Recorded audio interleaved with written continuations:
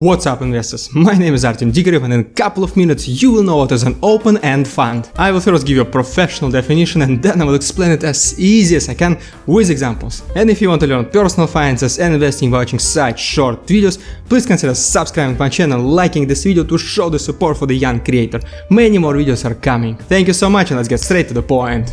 Alright, so an open-end fund is a portfolio of securities managed by fund managers which uses pooled investors' money. An open-end fund is the opposite to the closed-end fund, and if you're not sure what it means, feel free to watch my next video. And here is an example. Some mutual, hedge funds and ETFs are open-end funds. Whenever an investor wants to invest his or her money, he or she buys shares directly from open-end funds. And whenever they want to sell their shares, open-end funds receive them back. And the thing about open-end funds is that theoretically the number of these shares is unlimited. The idea about open-end funds is that investors pool their money and fund managers use this money as they see fit. And in return, investors receive shares of the fund. The price of each share is determined based on net asset value, which is total assets value minus total liabilities and divided by total shares outstanding. One good thing about open-end funds is that they are actively managed. Imagine a person who has 10 friends. Every friend gives him $1,000, and now our guy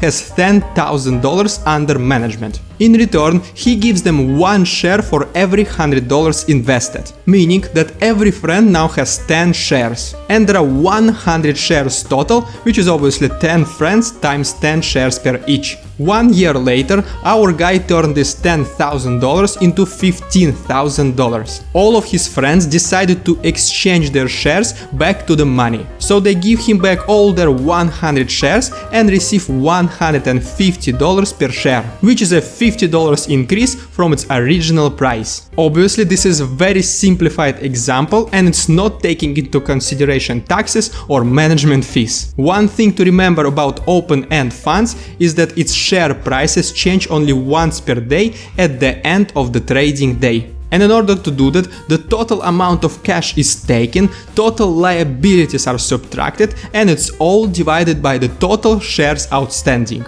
And this thing is done daily so that net asset value can be updated regularly. One good thing about open-end funds is that they're actively managed, meaning that if you're not familiar with finances and investments, for an additional fee, your money will be professionally managed. But the bad thing about open-end funds is that they have to maintain large amounts of cash. In case the majority of investors want to sell their shares back and receive money, an open-end fund has to fulfill this order. And this cash is basically bringing no revenue at all other than just laying around and waiting for its time. And if you still have any questions after watching this video, feel free to leave a comment and I'll personally reply to you. Check my other videos to see if there's anything else you want to learn about personal finances and investing. Thank you all so much for spending this couple of minutes with me. I really hope there was something new that you learned today and it was straight to the point.